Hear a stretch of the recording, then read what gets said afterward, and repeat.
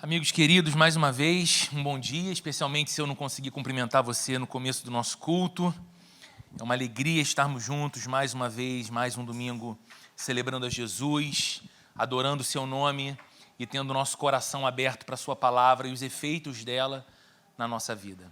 Os efeitos singulares que só a palavra de Jesus pode operar na vida de cada um de nós. Eu quero convidar você para abrir a sua Bíblia hoje comigo, na carta aos Hebreus, que está lá mais no finzinho do Novo Testamento, Hebreus no capítulo 12, nós vamos ler apenas os 2 primeiros versículos desse capítulo, para refletirmos juntos na segunda mensagem dessa nossa série atemporal, que responde essa pergunta: a Bíblia é relevante hoje? Hebreus no capítulo 12, verso 1 e verso 2, o texto também vai ser projetado aqui na TV. A Bíblia diz assim: portanto, também nós, uma vez que estamos rodeados por tão grande nuvem de testemunhas, livremo-nos de tudo o que nos atrapalha e do pecado que nos envolve e corramos com perseverança a corrida que nos é proposta, tendo os olhos fitos em Jesus, autor e consumador da nossa fé.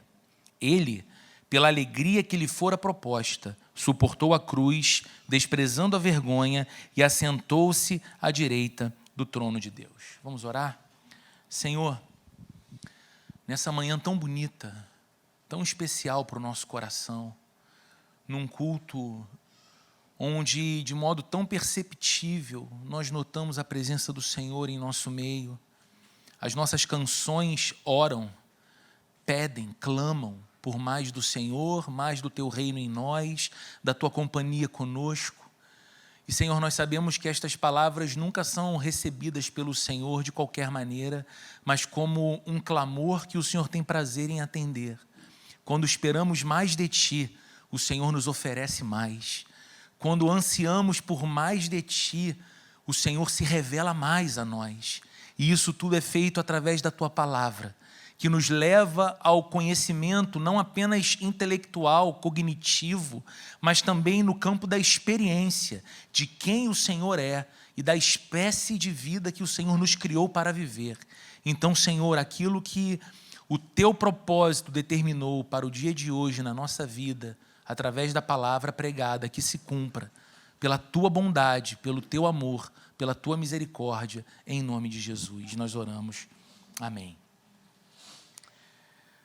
Talvez você seja capaz de repetir se eu começar a frase, porque a música é conhecida. Ela diz assim: andar com fé eu vou. Vamos, gente, eu sei que você gosta de Gilberto Gil, vai? Andar com fé eu vou, que a fé não costuma falhar. Diz a famosa canção super conhecida do Gilberto Gil, que escreve uma música que declara algo. Ele afirma que a fé vai guiar os seus passos, que a fé vai dirigir a sua vida, e que como a fé não costuma falhar, é melhor andar com fé, que não importa muito que tipo de fé seja, e você percebe isso muito na música. A fé está no dia, a fé está na noite, a fé está na ponta da faca, a fé está viva, mas também está para morrer, e ele vai colocando toda espécie de possibilidades desde que se acredite em algo. Basta acreditar em algo. O importante é ter algo que a gente possa confiar para dirigir os nossos passos, para cuidar do nosso caminho. Eu gosto dessa palavra, dirigir. E aí eu fui ao dicionário dos sinônimos, procurar outras palavras que serviriam como sinônimo para ela. E você provavelmente sabe, dirigir é sinônimo de guiar, controlar, direcionar. De modo que você diz que algo dirige a sua vida, você está dizendo que aquela coisa ou aquela pessoa guia a sua vida. Quando você diz que algo dirige você, você está dizendo que aquilo controla de alguma forma você, uma vez que dá o norte, o rumo, o apontamento do seu caminho, direciona você. E todos nós, na vida, somos guiados por alguma coisa. Faz sentido a música do Gilberto Gil, tão conhecida e tão tocada há tantos anos, porque ela expressa algo que é uma realidade para a vida de todos nós. Todos nós precisamos de algo que nos mova. Todos nós precisamos de acreditar em alguma coisa ou em alguém para seguir isso que nós chamamos de vida. Algo ou alguém sobre quem colocamos a nossa confiança para servir como fundamento das coisas que nós fazemos e como nós fazemos. E você sabe que isso pode ser qualquer coisa, como a música do Gilberto Gil diz. Algumas pessoas vão ser guiadas obcecadamente pelo seu desejo de dinheiro. E ser dirigido pelo dinheiro justifica tudo que ela faz e como ela faz, porque no seu horizonte está o seu grande objetivo. Ela é guiada pelo dinheiro. Esse mês nós estamos refletindo numa série de mensagens que fala sobre a relevância da Bíblia hoje. Como a Bíblia é contemporânea, como a Bíblia é atual, como a Bíblia fala ao nosso tempo e ao nosso coração. E à luz disso eu quero te fazer pensar numa pergunta que é claro que você não vai responder para mim, verbalmente, mas você vai pensar no teu coração sobre ela. O que dirige, então, a sua vida? O que é de verdade que guia a sua vida? E tente pensar nessa resposta não da maneira ideal. Tente pensar nessa resposta não como talvez, se te fosse dado o microfone, você responderia em público. Mas sendo sincero, olhando a tua vida até aqui, até o dia de hoje, com o tempo de caminhada que você tem, com os anos que Deus te deu, o que tem guiado a sua vida até aqui? E de modo especial, o que guiará você nesse ano que acabou de começar? Eu sei que muita gente já experimentou uma boa jornada cansativa de trabalho e demandas de 2024, né? Parece que já tem mais dias do que o que nós de fato temos, mas o ano ainda está no começo. Então faz esse exercício. O que guiou você até aqui? O que deu a direção da sua vida de fato até aqui? E o que vai guiar você nesse novo ano? Existem muitas circunstâncias, existem muitos valores, existem muitas emoções que podem dirigir e governar a vida de uma pessoa. E a gente pode fazer uma lista aqui, não exaustiva, mas uma lista de circunstâncias, emoções e valores que, de fato, podem ser aquilo que dirige a vida de uma pessoa. Por exemplo, há aqueles que vivem guiados pela necessidade de aprovação. E muita gente vive assim. Talvez em virtude da sua formação, em virtude de sua família de origem, talvez por ter escutado de um pai ou de uma mãe que não chegaria a lugar nenhum, que não tinha inteligência suficiente, capacidade suficiente, que era pior do que os seus irmãos. Talvez ter escutado de uma professora na escola, que numa grande infelicidade diminuiu você em público. Aquilo ficou dentro do teu coração de alguma forma, que se constituiu uma força motriz, impulsionadora para você viver tentando dar respostas e mostrando para você mesmo e para estas pessoas o seu valor, de modo que, ainda que elas não digam a você, elas precisem concordar que você chegou onde elas não imaginavam. E elas precisam, então, te aprovar.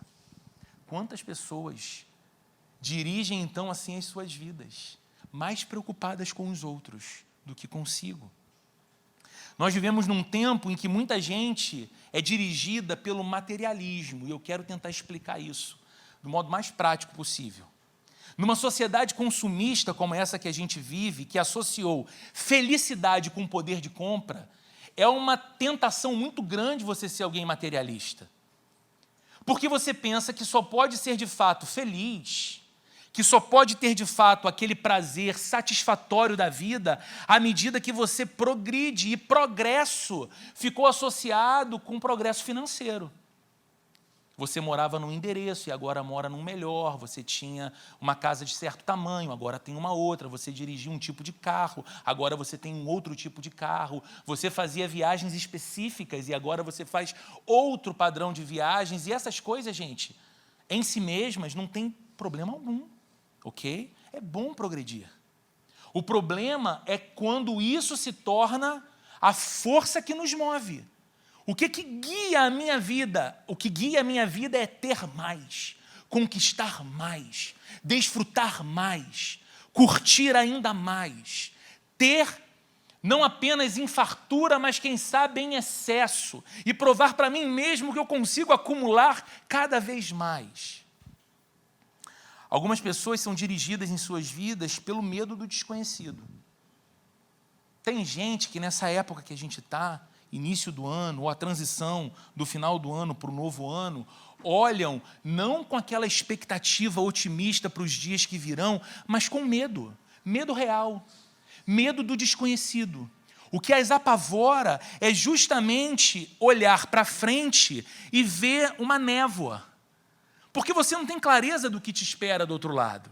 Na verdade, sendo honestos, nós não temos clareza exata do que nos acontecerá amanhã. A própria Bíblia diz isso na carta do meio-irmão de Jesus, Tiago. Ele diz, olha, vocês fazem tantos planos, mas vocês não sabem nem o que vai acontecer amanhã com vocês. E é um fato, é uma questão lógica. Então, tem algumas pessoas que elas são, então, dirigidas pelo medo. E aí, diferentemente de outras, elas planejam pouco, elas esperam pouco, elas tentam se manter o máximo possível numa zona de conforto, porque elas têm muito medo de todas as circunstâncias que podem vir sobre a sua vida. Outras pessoas são dirigidas pela culpa. Culpa do que fizeram no passado. Culpa do que falaram no passado. Culpa do que deixaram de fazer e agora é tarde demais. Culpa do que deixaram de dizer e agora já não adianta mais. E esse sentimento terrível para o coração é aquele guia que acompanha todos os dias a vida dessa pessoa. Ela anda, ela se move, ela casa, ela tem filhos, mas ela continua se sentindo culpada. E é no meio de tantas possibilidades, eu listei aqui algumas, a gente poderia ficar falando de outras. É no meio de tantas possibilidades e distrações para o caminho das nossas vidas, que esse texto que nós lemos hoje, esse trecho da Bíblia, brilha com força absolutamente necessária e totalmente orientadora. É porque a vida pode ser assim, guiada, governada, dirigida por muitas coisas nem sempre tão boas para nós, que esse texto brilha tanto. Nós precisamos aprender, e esse é o resumo do texto, nós precisamos aprender a orientar as nossas vidas na direção de Jesus, tendo nele o nosso alvo. Então, com a Bíblia aberta, dentro de uma série intitulada Atemporal, que responde à pergunta, a Bíblia é relevante hoje? Aqui está a resposta da Bíblia para homens e mulheres inseridos numa cultura como a nossa, que nos apresenta tantas possibilidades para que a nossa vida seja dirigida e governada. Está a Bíblia dizendo que o alvo da nossa vida, a orientação da nossa vida, deve ser seguir na direção de Jesus, tendo Jesus como o nosso alvo. E o meu objetivo é explicar como isso pode acontecer na prática, na vida de todos nós. O texto começa no verso 1, na primeira parte, dizendo, portanto, também nós, que estamos rodeados por tão grande nuvem de testemunhas. Bem, o início do verso, começando com essa palavra, portanto, já deixa para nós muito claro que ele é a continuidade de algo que já vinha sendo dito pelo autor, certo? Ele disse alguma coisa antes para dizer agora, portanto, visto que, provado que, concordando que nós estamos cercados, rodeados por tão grande nuvem de testemunhas, ou seja, o autor está dizendo que nós estamos cercados pelo exemplo e pelo testemunho de homens e mulheres que ao longo de toda a história bíblica viveram a fé de maneira real. E como ele diz isso? Ele dedica um capítulo inteiro, que é o capítulo anterior a esse que lemos, o capítulo 11, que nós chamamos de a Galeria da Fé, ou a Galeria dos Heróis da Fé, para listar diversos exemplos de homens e mulheres que viveram a sua vida crendo em Deus, pela fé nas promessas de Deus, pela fé no relacionamento pessoal que tinham com esse Deus, e sendo pessoas de carne e osso tão comuns quanto você e eu, viveram coisas muito especiais por conta dessa vida dirigida por Deus e guiada, orientada na direção do próprio Deus. São pessoas que conheceram a Deus, descobriram nele o propósito de suas vidas e o alvo que deveriam alcançar. Então, o autor da carta está escrevendo aqui aos seus leitores, encorajando-os a um exercício de olhar para trás, para a história de sua fé e dizer, vejam, vocês e eu estamos cercados por muitos e muitos testemunhos. Você e eu estamos cercados de evidências de que apostar a vida na direção de Jesus Cristo é o melhor caminho que nós temos a seguir. Você e eu, o autor está dizendo, temos a evidência atestada pela história que nós conhecemos, dos nossos antepassados, de que não há vida mais feliz, de que não há vida mais prazerosa, de que não há vida mais plena, no melhor sentido da palavra, do que essa vida que é dirigida até Deus. Isso nos leva a uma pergunta, boa pergunta no início de um ano. Quais são os exemplos que inspiram você? Quais exemplos me inspiram? E eu sei que nós podemos ter muitos exemplos em áreas distintas da vida. Você pode ter um exemplo quando está pensando na sua paternidade ou maternidade. Alguém que, como pai ou mãe, são uma inspiração para você. E um outro exemplo específico de alguém que vai muito bem na mesma área de atuação profissional da sua.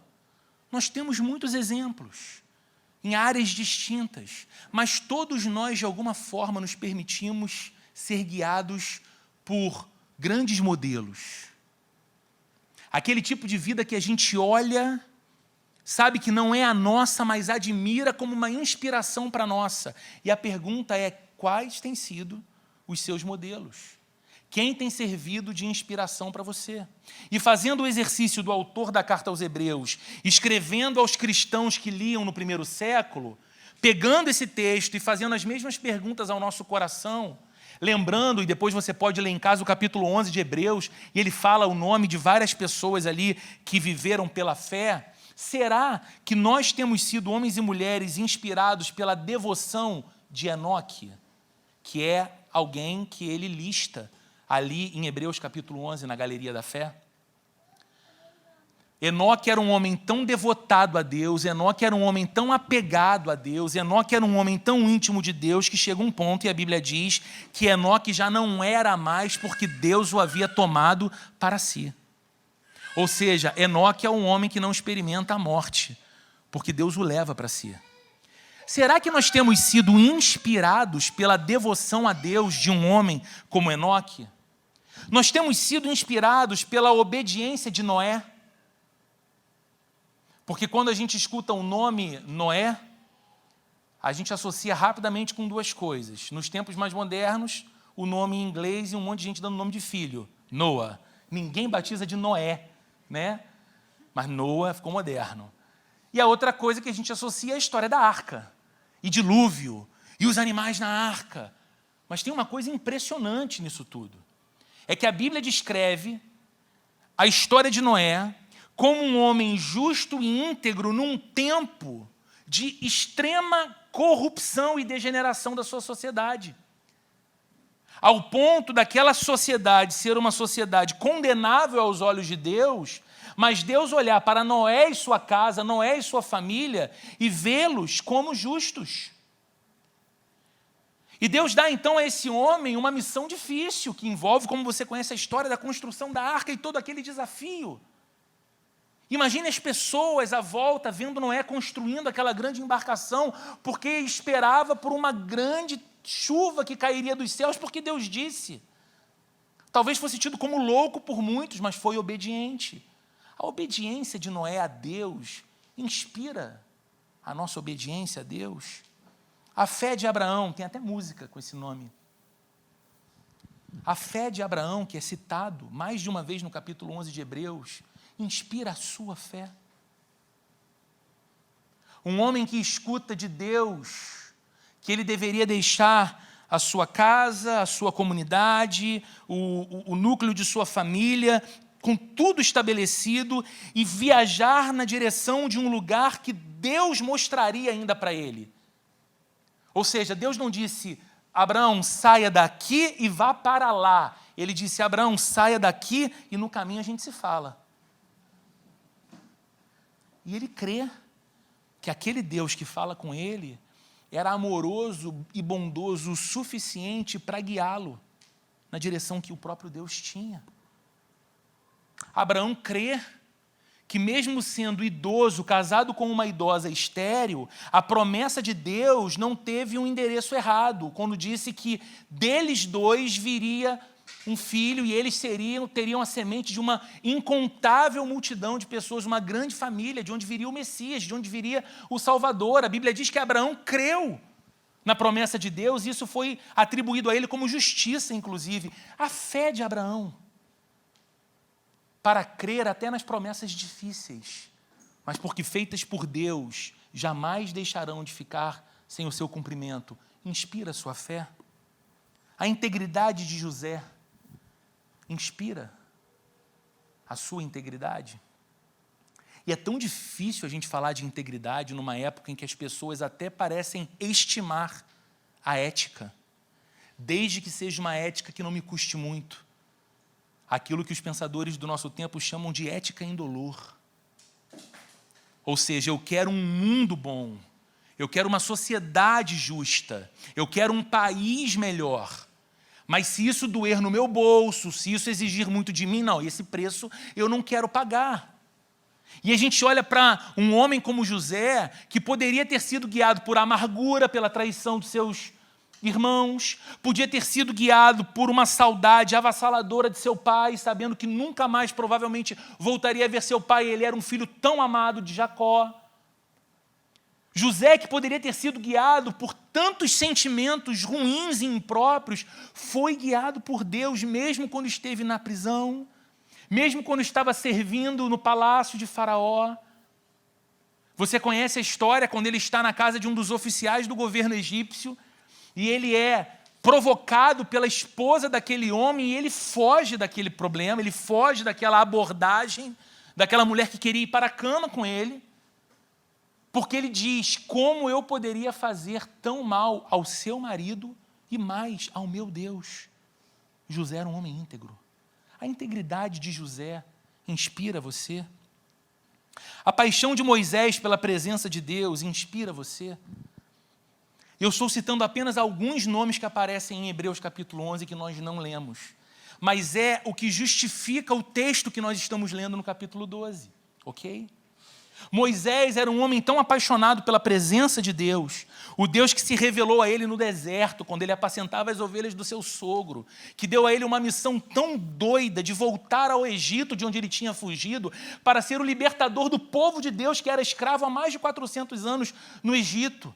E Moisés vai, conduz aquele povo, eles estão peregrinando agora como uma nação no deserto, e chega um momento que o coração do povo é tão duro, bem parecido com o nosso, tão difícil de acreditar na bondade de Deus e que Deus sabe o que faz e como nos guia, e estavam sempre questionando a integridade de Deus, e sempre questionando o agir de Deus, e sempre questionando o amor de Deus, ao ponto de sentirem saudade do Egito. Chega um ponto que Deus chama Moisés para bater um papo e fala assim, Moisés, eu prometi algo para o povo e eu vou cumprir. Eu vou fazer com que o povo chegue na terra que eu prometi. E eu vou enviar o exército celestial. Os meus anjos vão à frente conduzindo o povo, Moisés, sabe? Nenhum adversário será forte o suficiente diante de vocês. O que eu prometi, eu cumpro. Mas, Moisés, a minha presença não vai com vocês, para que eu não consuma o povo no meio do caminho, porque esse povo tem um coração muito duro. A resposta de Moisés, naquele momento, foi a resposta de alguém que amava a presença de Deus mais do que qualquer outra coisa. Porque imagina, você lidera um grande movimento, um grande empreendimento, tem muitas pessoas envolvidas. E você disse, pessoal, vamos lá, me sigam, vai dar certo, confiem, Deus sabe o que faz. Nós vamos para uma terra boa, nós vamos para um lugar de liberdade, nós vamos para uma terra próspera, seremos felizes e as nossas gerações futuras serão muito felizes e as pessoas estão ali seguindo você. E chega um momento em que o próprio Deus te aparece e fala, olha, o negócio é o seguinte, o que eu prometi para você eu vou cumprir. Os anjos vão descer e vão dar toda a vitória que vocês precisam e o povo vai chegar lá. Eu não vou. Porque o povo é cabeça dura, coração duro, isso está me cansando, eu não vou. Mas o que eu prometi, eu cumpro. Eu acredito que muitos hoje pesariam e pensariam, poxa, Senhor, os anjos são fortes mesmo, né? Vai dar certo. Porque é um negoção na ótica humana, né? Deus é o garantidor do sucesso e a gente vai chegar onde a gente quer. Qual foi a resposta de Moisés? Se a tua presença não for conosco, Senhor, não nos faça sair do deserto. Porque como será conhecido que somos o teu povo peculiar dentre todos os povos da terra? Não é pelo fato de a tua presença estar entre nós? Então, Senhor, Canaã, sem a tua presença não é Canaã. Um deserto contigo é melhor do que Canaã sem o Senhor. Sem a tua presença, não nos faça sair daqui. Essa paixão pela presença de Deus, que fazia com que Moisés se relacionasse com Deus não como um garantidor do sucesso, ou um realizador dos meus sonhos, mas como o amado da alma, o maior anseio do coração, inspira a sua paixão por Deus. E muitos outros exemplos, queridos, estão em volta de nós, na Bíblia, na história, talvez até na igreja. Olhando daqui, tendo o privilégio de olhar os rostos, eu reconheço as histórias. E há muitas histórias que inspiram a minha vida, de pessoas que estão sentadas me ouvindo nesse momento, que fazem parte dessa grande nuvem de testemunhas que o autor de Hebreus conta aqui no início do capítulo 12. Qual modelo, então, inspira a sua vida?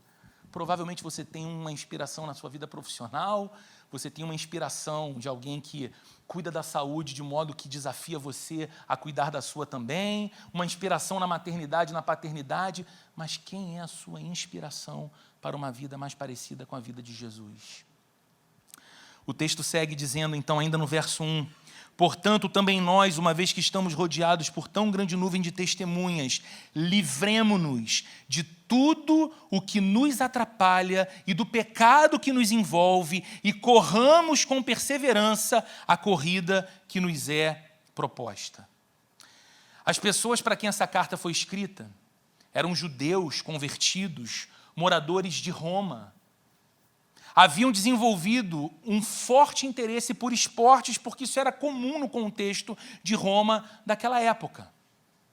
Muitas atividades esportivas, os estádios eram construídos e os atletas competiam em grandes estádios locais, enquanto os espectadores, sentados no que poderíamos chamar de arquibancadas, assistiam aos jogos, assistiam às disputas, assistiam aquelas competições, e é do mundo esportivo que o autor de Hebreus toma emprestada a imagem de uma corrida, para se referir à jornada da nossa vida.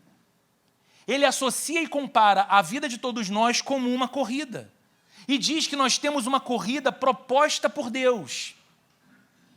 Ou seja, que há uma jornada da vida que foi idealizada e proposta a cada um de nós pelo próprio Deus. Que o Deus Criador nos fez com um propósito. E viver esse propósito deve ser o nosso alvo. Corramos com perseverança a corrida que nos está proposta. É o que diz o autor. E o texto diz que nós devemos nos livrar de tudo o que nos atrapalha, que nos impede de correr bem. Mesmo que você não tenha o costume de correr, você deve lembrar que uma das corridas mais famosas do Brasil acontece no dia 31 de dezembro, todos os anos, que é a Corrida de São Silvestre, lá em São Paulo. Ela é transmitida na TV e a grande verdade é que a maioria de nós tem muito pouco interesse em assistir a corrida toda ou em saber quem ganhou a corrida no final. O que a gente gosta? A gente gosta de assistir a largada.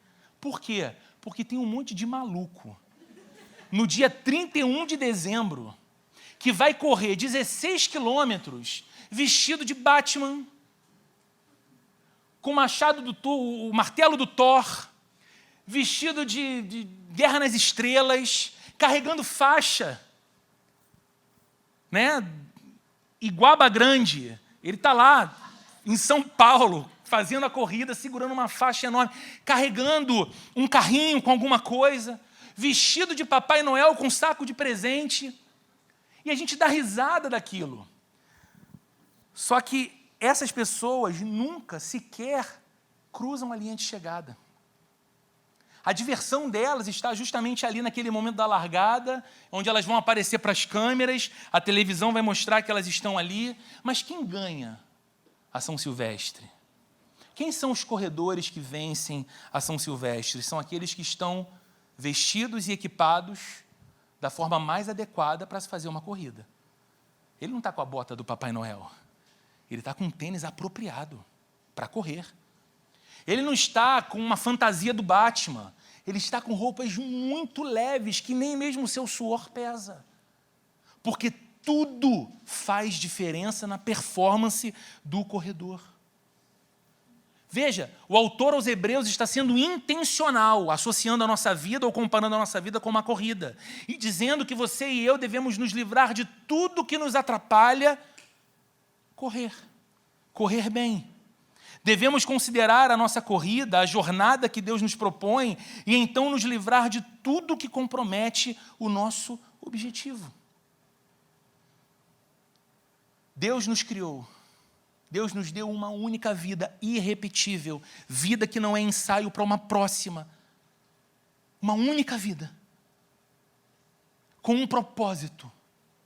E o propósito da nossa vida, ele se dá em Deus, com Deus, no relacionamento com Ele, no caminho que Ele mesmo nos aponta. E aí o autor está dizendo então que nós devemos, como corredores sábios, nos livrar de tudo aquilo que pode drenar as nossas energias, esgotar as nossas forças, descalibrar o nosso foco, desorientar a nossa marcha enquanto corremos e nos fazer assim tropeçar.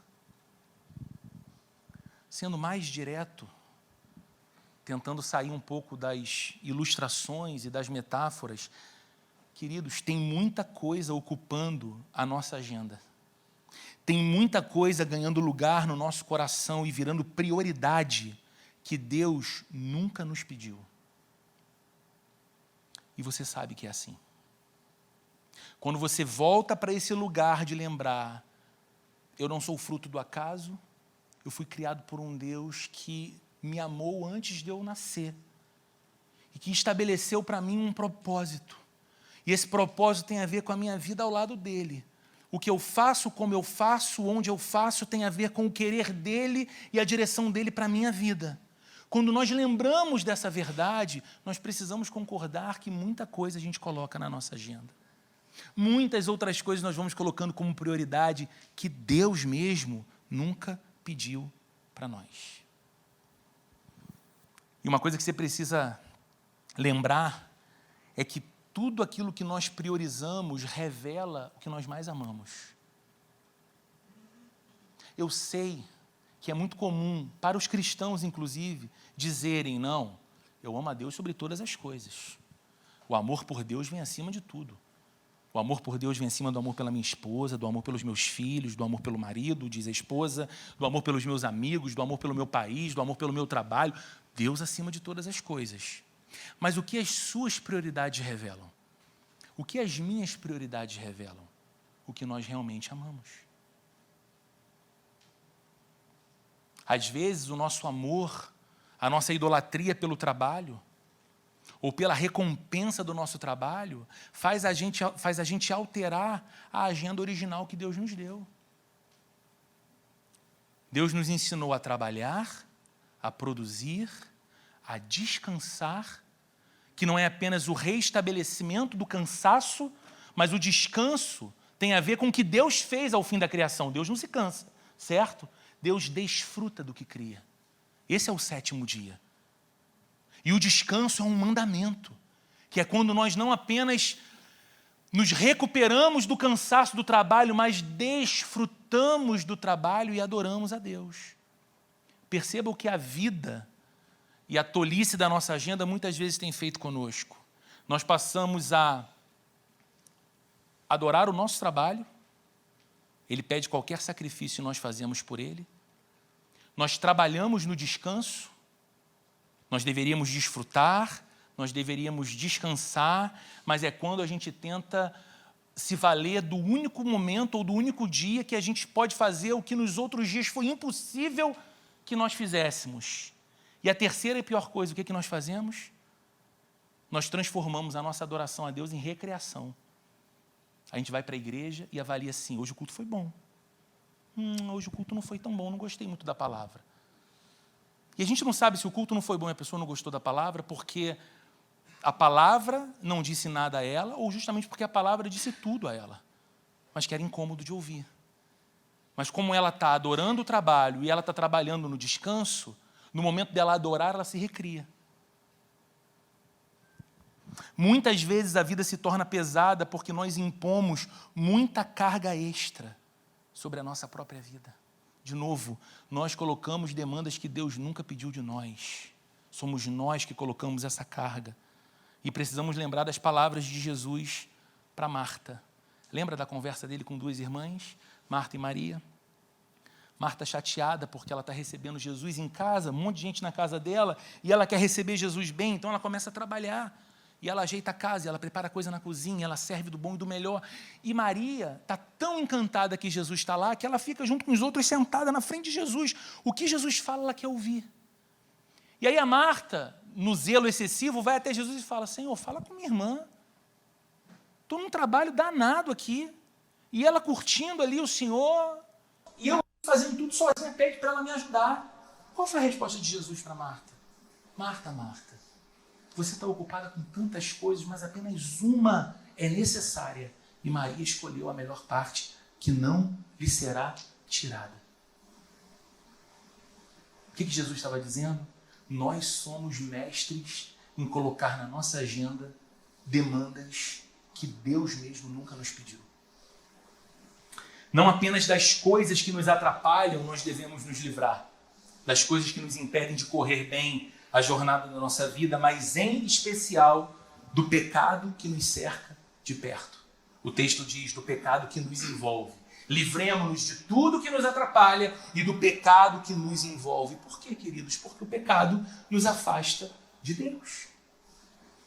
Porque o pecado nos faz perder a referência do caminho que o próprio Deus propõe para nós.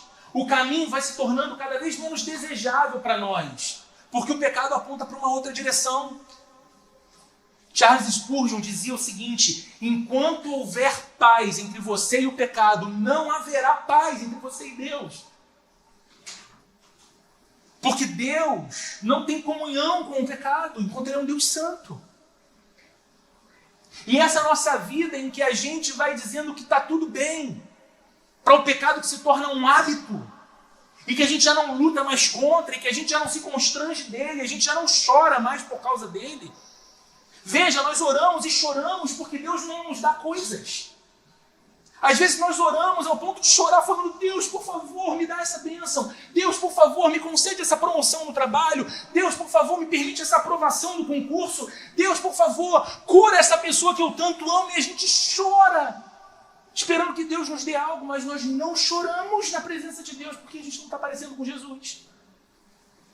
Não é curioso? O pecado nos afasta de Deus, o pecado nos envolve, como diz o texto, mas ele não combina com Jesus.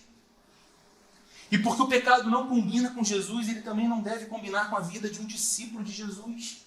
Porque o pecado nos priva do melhor que pode existir na vida, que é a comunhão com Deus. Se a Bíblia diz que Deus não tem comunhão com o pecado, quando nós não lutamos mais contra o pecado, nós somos privados de Deus. Não quer dizer que nós não... E aqui eu falo diretamente aos cristãos, ok? Não quer dizer que nós não sejamos filhos amados de Deus. Não quer dizer que nós não sejamos pessoas que foram salvas pela obra da cruz, que temos a garantia da vida eterna ao lado de Deus. Tudo isso pode ser verdade e ainda assim você viveu uma vida inteira espiritualmente pobre, vazia, porque perdeu a referência da comunhão com o próprio Deus. Então, diz o texto, livremo-nos de tudo que nos atrapalha e do pecado que nos envolve.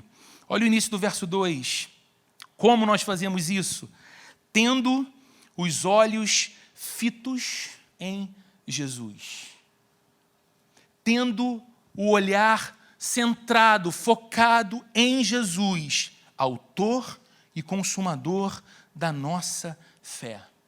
De novo, vamos para a imagem do corredor. A atenção do corredor está no andamento da corrida, na manutenção do ritmo apropriado. Geralmente, quem corre com um relógio que está marcando o seu pace. Quantos minutos por quilômetro ele faz? Qual é a velocidade média da sua corrida? E ele vai ali cadenciando o seu próprio ritmo de acordo com o seu treino e com o seu objetivo na corrida. Mas, principalmente, a atenção do corredor está na linha de chegada. Eu corri algumas vezes algumas provas. Todas elas foram experiências muito difíceis. Sempre no meio, e eu já corri uma com o Anderson, eu lembro, depois ele correu várias outras sem mim, sempre no meio da corrida me vinham aqueles pensamentos, os mais lógicos possíveis, do tipo, que loucura é essa? Por que eu fiz isso comigo? O que me fez ficar meses até treinando para esse negócio aqui? Eu saí de casa de noite ainda, de madrugada, para vir para um lugar cheio de gente e as pessoas só correm há horas correndo. O que recalibra o foco numa hora dessa de desespero, em que a sua vontade é pegar uma rota auxiliar, tomar um Uber e ir para perto da linha de chegada e pega a medalha lá no final, o que te mantém o foco é justamente lembrar da chegada. Você treinou por causa da chegada. Você se inscreveu naquela prova esperando chegar ao final dela. Então, a atenção do corredor está sempre nessas coisas, não pode haver distração. E o que o autor bíblico está nos ensinando aqui é que na vida nós precisamos manter o nosso foco em Jesus, seguindo o seu caminho como discípulos de Jesus, sem distrações, embora as distrações sempre irão aparecer no caminho. Você vai estar na sua jornada como discípulo de Jesus e um pensamento vai vir sobre você dizendo, mas isso é muito difícil. Mas obedecer a esse ponto, testemunhar dele nesse lugar, tornar-se diferente na conduta de todos os outros que estão nesse mesmo contexto que você, isso não vai te destacar necessariamente positivamente, você pode ser visto como estranho. Aliás, você pode ser até excluído daquele grupo social. E a gente começa a fazer contas mentais dizendo, mas o caminho está muito difícil, eu já estou muito cansado, eu estou precisando de um Gatorade para hidratar, e a gente vai perdendo o foco. O autor está dizendo que nós vivemos e devemos viver centrados na pessoa bendita de Jesus. Olhando para Jesus, ele nos chamou a segui-lo como seus discípulos, e nós não podemos nem devemos sair desse caminho. Talvez, nesse momento de vida, a sua atenção esteja dividida entre muitas coisas. Talvez nesse momento da sua vida, você se perceba chamado a atenção por muitas possíveis distrações. Talvez a sua corrida de vida, a sua jornada de vida se tornou uma jornada atrás do dinheiro. Talvez a sua corrida se tornou uma batalha pelo que você acredita que vai fazer você feliz. E aí você mira naquele lugar a tal felicidade, como dizia o pagodeiro. E aí você faz tudo para alcançar a tal felicidade. Você busca a aprovação dos outros, você se esforça para isso. Mas escute com atenção, sem Jesus como centro, onde os seus olhos são fixados, sem Jesus, você perderá o rumo da corrida. E a cada pódio que você chegar, porque você estabeleceu como um pódio, esse pódio, esse lugar só servirá para te mostrar que você ainda não chegou lá. Você colocou todo o seu foco naquele objetivo e quando alcançou, ainda vai se sentir perdido. Ainda vai se sentir como que fora do caminho. Como se tivesse a certeza dentro do seu coração que não foi ainda para aquilo ou somente para aquilo que você foi criado, que você vive no mundo. Eu concordo com Gilberto Gil. Nós precisamos andar com fé, mas não é uma fé que se escora em qualquer coisa. Nós precisamos andar com fé, mas a fé que não falha não é aquela que se ampara em falsas seguranças. Nós precisamos da fé que esse livro nos ensina. Nós precisamos da fé que mantém os nossos olhos em Jesus, mesmo quando muitas coisas tentam nos distrair. Caminhando aqui para a conclusão. Sabe, gente, talvez a morte não seja a pior das tragédias, como a gente costuma temer tanto. A gente luta tanto contra ela, né? A gente gosta até de evitar o pensamento sobre ela, embora ela seja certa. Mas talvez morrer não seja a pior das tragédias. Pior do que isso, talvez seja passar a vida inteira correndo sem direção. Correndo sem ter lugar para chegar. Correndo olhando para uma linha de chegada que não vai te dar a real sensação da conquista, de ter chegado no seu lugar final, de ter chegado onde deveria chegar. E a pergunta é, de que vale correr assim? Será que a gente vai fazer mesmo da vida essa história em que a gente não reflete em tempo algum o porquê a gente corre tanto? Exaustos, extenuados, estressados, dopados de medicamento, mirando mais e mais e mais um monte de coisa e continuando sem direção. Tanta pressão, tanta competição, para chegar onde? Somos chamados por Deus para viver o seu propósito. Você foi criado por um Deus infinito e pessoal que criou você pelo transbordar do amor dele. Ele criou você para o amor, para viver eternamente a mais bela relação de amor com você. E se nós tirarmos os olhos de Jesus, nós ficaremos perdidos com coisas que não estão em harmonia com esse propósito de Deus para nós. Desviar o nosso foco de Jesus, fazer de Jesus um evento do domingo, vai empobrecer tanto a nossa vida e nos fazer correr ao ponto de apenas acumular cansaço. E ao final da corrida da vida, que todos nós estamos nela, cada um no seu ritmo, todos nós teremos de responder a uma pergunta feita pelo Deus Criador, lá na linha da chegada. Todos nós. Até se você não concorda, o que para você é uma ideia religiosa, de que no final da vida você se deparará com Deus. Até você, como eu, estaremos nesse dia e teremos de responder a uma pergunta. O Deus Criador nos perguntará: o que você fez com a vida que eu te dei? O que você fez da vida que você ganhou, que você não fez nada para receber? Você ganhou porque eu a dei. Se somos discípulos de Jesus, que nós possamos viver de maneira tal e que nós possamos corrigir, se necessário for, no dia de hoje ou a partir de hoje, a nossa rota, para que possamos viver de maneira tal que naquele dia tenhamos condições de responder: Senhor, eu fui guiado por Ti. Mesmo tendo muitas distrações, o meu olhar esteve voltado para o Senhor todos os dias. Todos os dias. Que no nosso dia final nós possamos dizer isso: Senhor, o Senhor foi o meu guia. Eu fui orientado por Jesus. O Senhor era o alvo maior da minha vida. O Senhor era aquilo que eu mais quis. Era por causa do Senhor que eu fui inspirado na fé que eu identifiquei em Abraão.